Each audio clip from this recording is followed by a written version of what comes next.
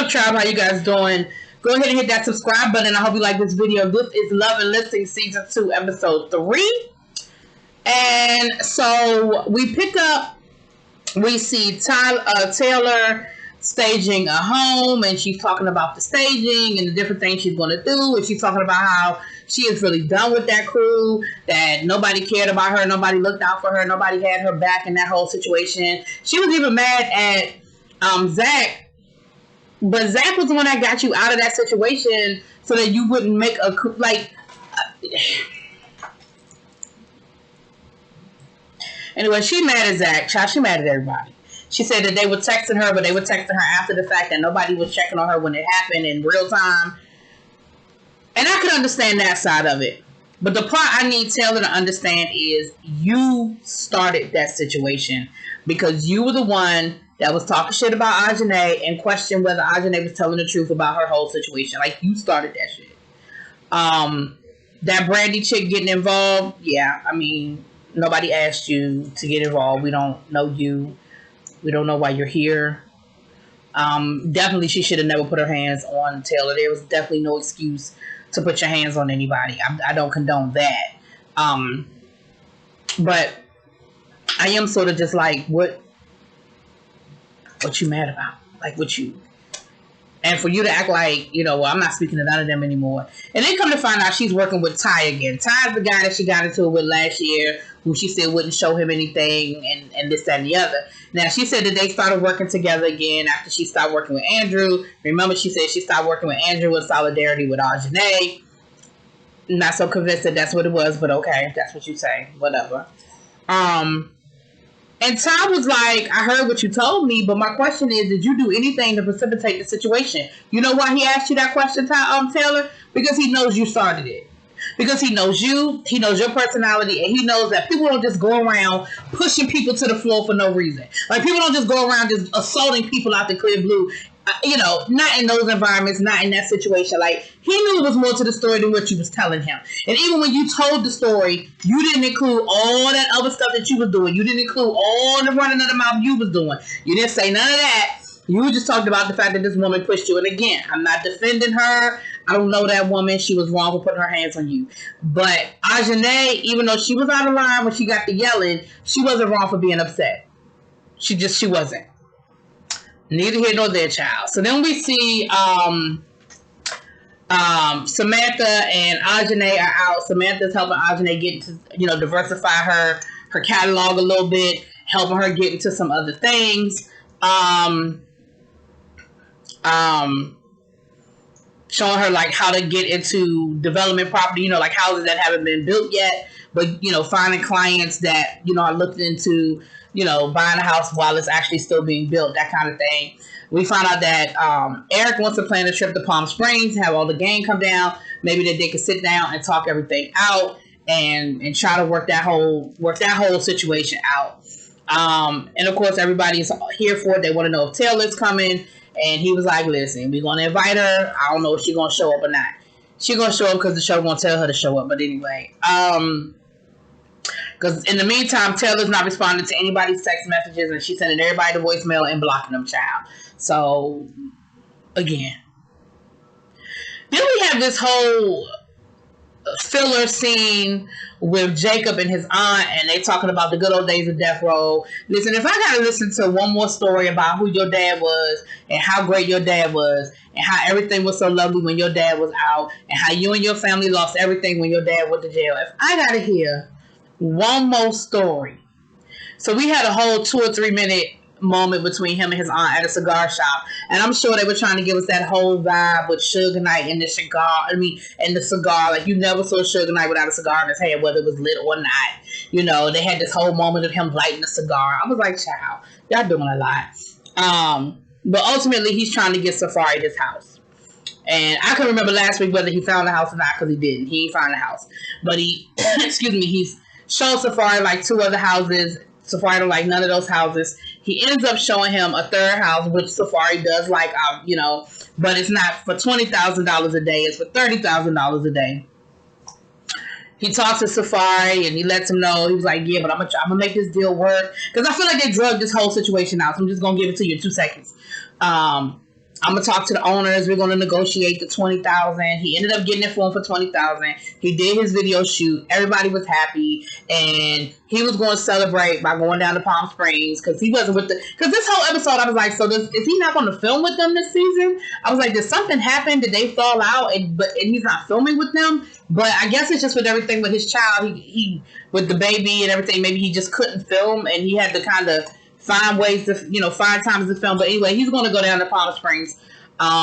And he's going to take his boy with him. And his boy was like, yo, is that cool? You got the baby. His wife is going to be cool with that. And he was like, man, I'm grown. I ain't got to ask wifey. But she be getting a little jealous sometimes. So, I'm going to tell her it's a guy's trip. I'm not going to tell her there's no girls there. But a minute ago, you was grown and you ain't need to ask her child. Y'all better stop. Then we see Zack with Vivica Fox again. I guess he really is trying to help her find a house. He said the last house went into escrow. So they back at the drawing board. And it's a nice house, and she likes it. And then they end up having a conversation. He says, through this process, him and Vivica have actually become cool. She's invited him to a couple of events, and he's got to meet some of her friends, has been able to network with some of her friends and stuff like that. Which is funny because it's interesting. I've seen that happen a lot. Like, I have gone to friends' houses and cookouts and different things, and the person that sold them their house will be there. And it's not their housewarming. It's just like an event. And they're like, yeah, we just invited, we got real cool. When you're looking for a house and you're picky, and it's not even so much if you're picky. Like, this is someplace you're going to lay your head. You do spend a lot of time with your realtor. My realtor just texted me lie to y'all not. I bought my house 6-7 years ago. My realtor just texted me last week. Just want to check in, see how you doing. Now, I do think sometimes from time to time, he be checking to see if I'm looking for a house. But, he still checks in on me every once in a while, whatever.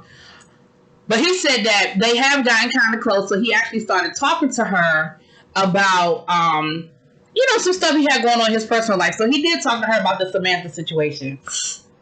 And she was like, look, at the end of the day, we ain't no side chick. That's not what we do. So if she's still messing with this dude, or she still has feelings for this dude, you got to let that whole situation play itself out. Like, you got to see how that, let it play itself out. Play it by ear. But just understand, we're not playing no second fiddle, no side chick type. We're not doing that type of shit.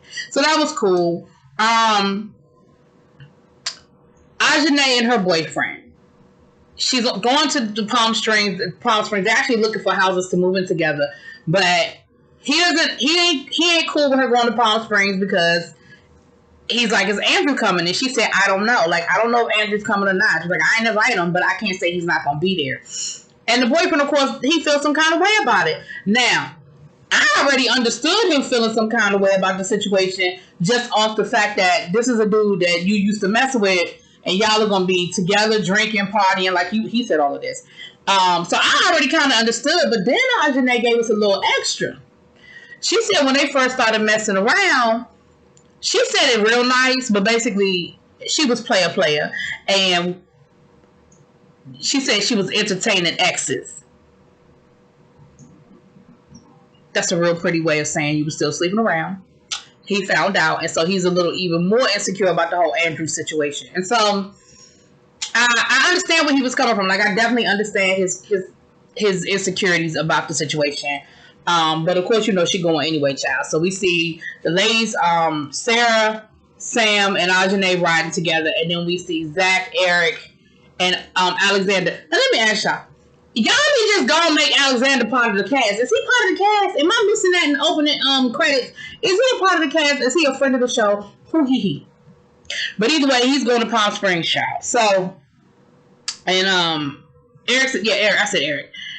Excuse me. So on the way down there, they're having the conversation about, the guys are talking about the Zack Samantha situation. The girls are talking about the Zack Samantha situation. They're talking about the Taylor situation. Whatever. They're just going through the motions. They're rehashing all of that. And the thing with Zack and Samantha is, at the end of the day, Samantha, I really think the hesitation is that they work together and they don't want to fuck it up. I really do. Zack is ready to jump in as long as Samantha is over the guy that he tell her about. Samantha is ready to jump in because she was like, I done told you I'm over that dude. I ain't thinking about that dude. Like, I'm ready to make this work. Let's go. So they agree that they're going to talk about it, when they get down there or whatever. Talk about the situation. Now,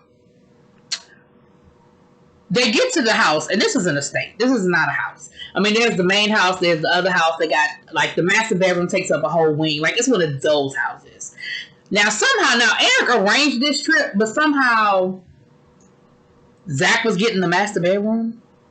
And when they all got down there together, Zack gave up the master bedroom and gave it to Samantha. And Samantha was like, I think that was, Zack's way of letting me know that, no, that was Zack's way of letting you know that he plans to sleep in that damn master bedroom with you. Like, he wasn't being gallant. He wasn't being, he wasn't being, what's the other word I'm looking for? Chivalrous. He wasn't doing any of that. That was his way of saying, I'm going to give you the master bedroom because my bags are already in that closet and I plan to sleep here with you. Eric said that they're going to get together. He going to make his mama's macaroni and cheese, and that's going to make everything all good. And they get to dancing, and they're making videos, probably making some TikToks and stuff. And they're having a good time. Like, they're actually having a good time. They sit down to eat dinner, and who comes walking in the door is Taylor. And the whole vibe, y'all know how they like to edit and make it seem like that everybody went from talking to not saying nothing, child. And so, of course, Taylor was like, okay, the elephant in the room is me. And I'm a little confused because y'all was all texting and calling to make sure I was okay. But now I don't see that same energy, and I'm not understanding what the problem is. Like, I expected to be greeted with, Taylor, it's good to see you. Taylor, are you okay? Taylor, I'm sorry. Now, the I'm sorry part might be a stretch, but I didn't understand why she didn't get a better, oh, I'm so glad you came. I'm glad you're here. Like, I was kind of surprised that she didn't get more of that. But the flip side is maybe they're just over you. Maybe they're over you and your antics. Like, Ajane clearly don't have nothing to say to you. Because on the way down there, the ladies was passing a hot potato about who should even talk to you. Because nobody want to deal with you because you're childish. And Eric said that at the end of the day, he really thinks it comes down to age. Like, at the end of the day, like, she's just younger. And she's got to understand that she's her own worst enemy. Zack said he saw it all the time in the NFL. Like, talent gets you in the door, but if you're unprofessional and people don't feel like they can work with you and that you can't listen and you can't learn and you can't take direction and you don't know how to act, nobody wants to deal with you. And there are 20 people that are sitting on their couch right now that are willing to change places with you. Like, you have to understand that. Like, yes, you're talented, you know your shit, but there are a million other people that got that same credential. You're not special. And so then Eric said something about, I'm glad that we're here. This has been really cool. I think this is the best that, we've gotten along in a while or something. And Taylor was like, not to me. Like, the company could be better.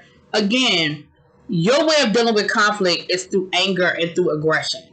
Why couldn't you just say, y'all, I feel like there's an elephant in the room. Let's address it. But now you're offending everyone. So everybody's response is going to be to throw that offense right back up. And yeah, so that's pretty much where it ended.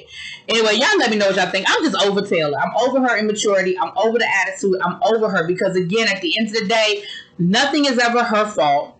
And when, like the whole situation with Ajane, I still don't understand why you were so vested in Ajane having this conversation with Andrew. And I don't know what you thought was going to happen.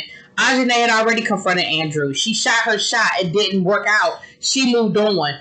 I'm not understanding what you're not understanding. But I think that's an age thing. I just think that's an age thing. Anyway, y'all let me know what y'all think, honey. Drop it in those comments, please.